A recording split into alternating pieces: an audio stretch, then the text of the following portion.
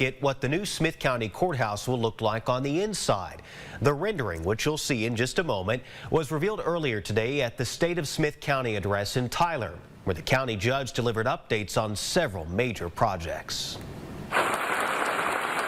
A round of applause and a standing ovation for Smith County Judge Neal Franklin following his State of the County address with the theme of breaking ground. And it not only pertains to all the construction that's going on, whether it's the industrial park or the courthouse, the parking garage, but it also pertains to relationships that we formed. Relationships like the one with entities now making use of $100,000 in federal funds given to the county, now being used to spay and neuter animals.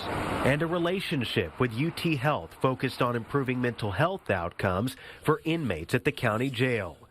The address not only looked at what's happening now, but what's to come, with this newly released rendering showing the inside of the future courthouse, showing not only the courtrooms, but the main entrance, the law library, and a spacious new jury assembly room filled with comfortable seats, an upgrade from the wooden benches in the current courthouse.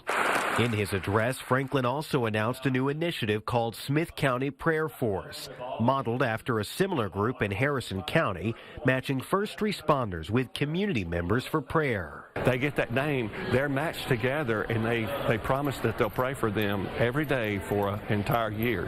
And then it moves on to where they have a banquet at the end of the year and they can actually meet that person. But I think it can be seriously life-changing in our community.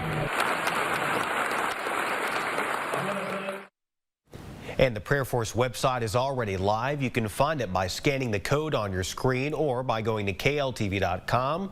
Scroll down the homepage, click on the big red box, and you'll find a link under today's date.